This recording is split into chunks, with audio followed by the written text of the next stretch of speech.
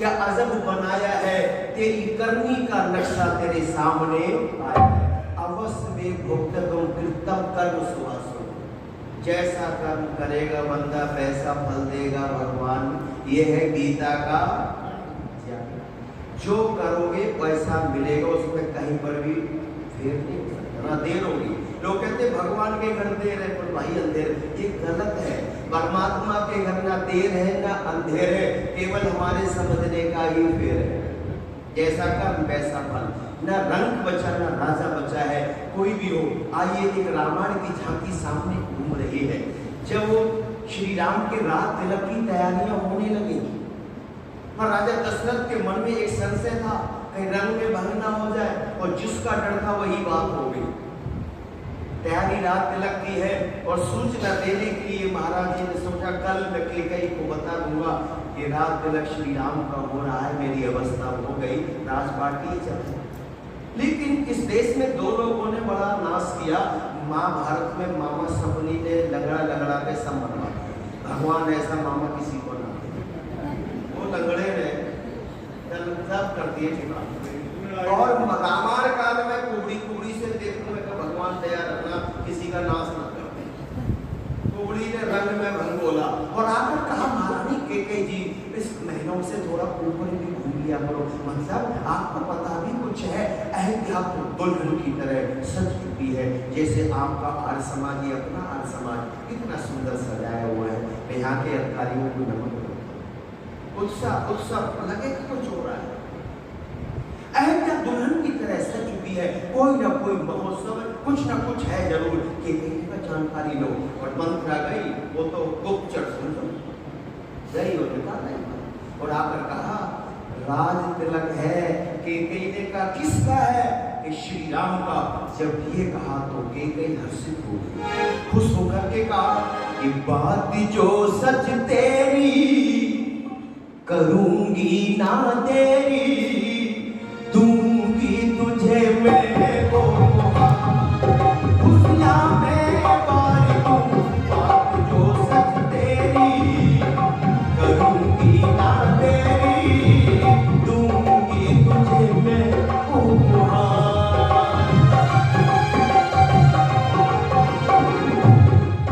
क्या आज पूरी होगी इच्छाएं मन की मेरी? क्या आज पूरी होगी इच्छाएं मन की मेरी? सच सच तू बतला दे, ना हो बल्कि मेरी। आज खुशी पर मैं रत्नों का हार दूंगा, जो सच तेरी करूंगी ना तेरी, दूंगी तुझे मैं वो और एक देश की तिहार गले से निकालकर महारानी कैकेयी ने कहा मंत्रा, तूने बड़ा सुंदर समाचार सुना दिया, मैं आनंदित तो होती हूँ, इसे धारण कर ले। तो मंत्रा ने कहा ये हार है, इसे लेकर हारना नहीं चाहिए, और तुम्हारी तबीयत ठीक है, रात तिलक श्री राम का हो गया, तो तुम्हें जीवन भर जी हजूरी करनी पड़ेगी। और भरत को क्या मिला? एक गाल पे मारा कैकेयी ने खींच के, पर पिटती रही और कहती रही, और आखिर मंत्रा की विजय हुई। कैकेयी को मुट्ठी के अंदर कर लिया, और फिर कैकेयी ने कहा अब बता करना क्या है? तो मंत्रा ने कहा तुम्हारे दो वरदान राजा दशरथ पर सुरक्षित है, और कहा जब भी मांगो मांग सकती हो। रणभूमि में प्रसन्नता होकर उन्होंने दो वरदान दिए। कैकेयी ने कहा फिर मांगू कैसे? मांगने का एक स्थान है जिसका नाम कोपवन है, ये पहले से सिस्टम चलाया अनशन का, धरना। तो जब घर में किसी को तकलीफ तो कोई समस्या को भवन में जाके बैठ गए, पूछा क्यों आए? तो बोले अब आए हैं तो कोई समस्या को लेकर के। कैकेयी जाकर को भवन में गहनों को उतारकर बाहर खोलकर और बैठ गए। महाराजा दशरथ आए कैकेयी भवन में। वैसे कैकेयी का नाम कैकेयी नहीं था, मैंने 1 लाख रुपए का इनाम बोला, कोई कैकेयी का असली नाम बता दे, 1 लाख रुपए जीते, पर नहीं बता पाए लोग। अयोध्या में मैं गया पता करने, वही नहीं बता, बहुत चीजें हैं जो नहीं बता पाए। बस महाराज जी ने पूछा केकई महारानी कहाँ है? कि वो तो इस रास्ते, वो रास्ते तो कोप भवन को। दिल की धड़कन बढ़ गई कि रंग में भंगना होता है, और जाकर देखा तो केकई का हाल ही खराब। कहा महारानी केकई, किसी ने अपमान किया, अनादर किया, तकलीफ है, दुख है, आप बताओ मैं आपकी समस्या का समाधान करूं। केकई ने कहा आपके बस की बात नहीं है, आपके सामने तो चक्रवर्ती राजा दशरथ खड़ा, आप कुछ भी हो पर आपकी बस की बात नहीं है। जोश ने रही राजा दशरथ के अंदर, रक्त में गर्माहट पैदा करती है। महाराजा दशरथ ने कहा कि कहीं कोई चौकीदार तुम्हारे सामने खड़ा है, एक महाराजा दशरथ खड़ा है, आपकी प्रॉब्लम क्या, आपकी समस्या क्या, आप एक बार तो मुझे बताइए। तो केकई ने कहा बता दूंगी, पर आपकी हैसियत नहीं जो तुम मेरी समस्या का समाधान कर पाओ। पर राजा दशरथ में आवेश आ गया, एक चौपाई निकलवाई तुलसीदास जी ने राजा दशरथ के मुख से, और कहा केकई जी हम रघुवंशी हैं, के रघुकुल रीति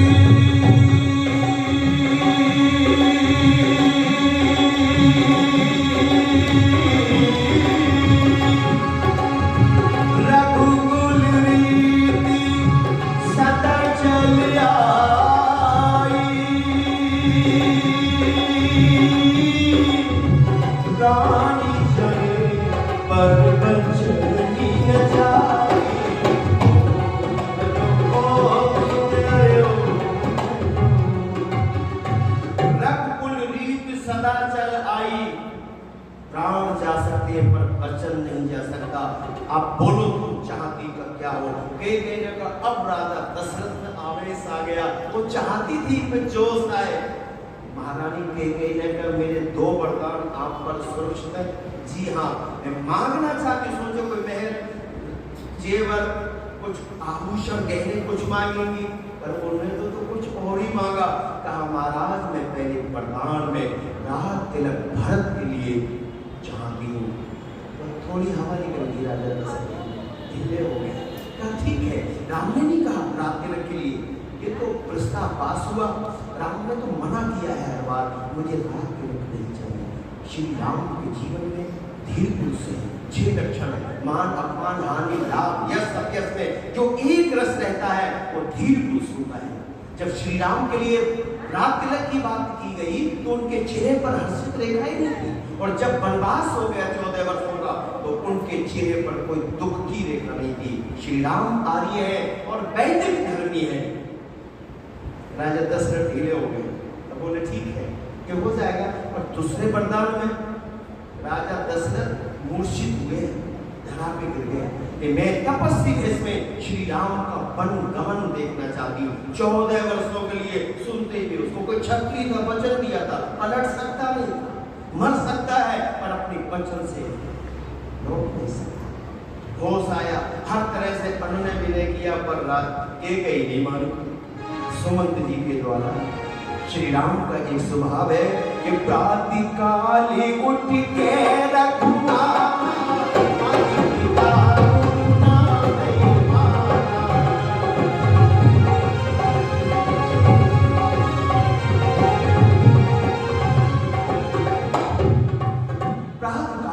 रघुनाथा, मात पिता को नावई, बड़ों की सेवा के चार पर आयु विद्या यश और ये हमारे घरों में परंपराएं वैदिक थी।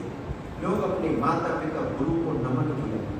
आज मैंने माता जी को नमन किया, बोले नहीं साथी मेरे चरण मत छूइए। मैंने कहा आप में माँ का स्वरूप माँ और माँ होती है, और माँ की कोई उपमा नहीं होती। तो ये आशीर्वाद को किसी को देता नहीं, ये तो लेना पड़ता है, लोगे तो देगा।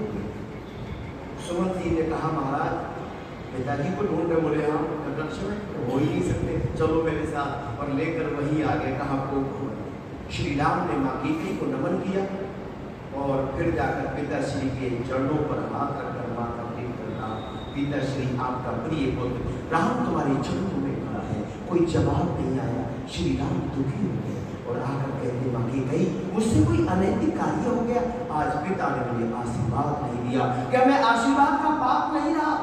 तो केकई ने कहा तुम्हारे पिता को मोह सता रहा है, तुम्हारे पिता को भय सता रहा है। तो राम ने कहा मैं कब उनसे अलग होने वाला हूँ, और फिर भय किस चीज का है? बोले आपको पता नहीं, मैं स्पष्ट कह देती हूँ। और केकई ने पूरी बात बता दी। तो श्री राम ने कहा पिता ने ये कैसे सोच लिया कि राम आज्ञा का उल्लंघन कर जाएगा? मैं अग्नि में प्रवेश कर सकता हूँ, हलाहल विष पी सकता हूँ, मैं पानी में छलांग लगा सकता हूँ, मैं हिमालय की चोटी से कूद सकता हूँ, पर पिताजी की आज्ञा का पालन ही करूँ।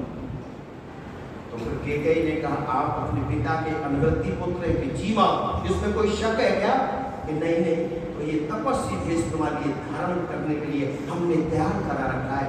ये राशि पोशाक अपने शरीर से उतार दीजिए और ये तपस्वियों का लिबास धारण कर लीजिए और जितनी जल्दी हो सके आप वन के लिए चले जाइए। श्री राम ने कहा ऐसा ही होगा। अंतिम चरण वंदना श्री राम ने पिता श्री की की और माँ को भी कहा और कहा वन में भी जाने से कुछ लाभ होगा। अंतिम बात को जो कहना चाहता हूँ, अवश्य में भोक्तव्यम कृतम कर्म समास। माँ को भी नमन कर लूँ। माँ कौन? कौशल्या। और रेशमी वस्त्र पहनकर माँ कौशल्या सुबह सुबह अपने यहाँ हवन कर रही थी। श्री राम एक जीने पर सीढ़ी पर बैठ गए। यज्ञ समाप्त हुआ, शांति पाठ हुआ, माँ खड़ी हुई। श्री राम एक सीढ़ी पर बैठे, खड़े हो गए, आगे बढ़े। माँ के चरणों को छूकर का माँ आशीर्वाद दे दो। माँ ने श्री राम को नीचे से ऊपर तक देखकर कहा, ये निवास तो महात्माओं का है, ये निवास तो मुनियों का है, ये निवास तो आचार्यों का है, ये ब्रह्मचारियों का है।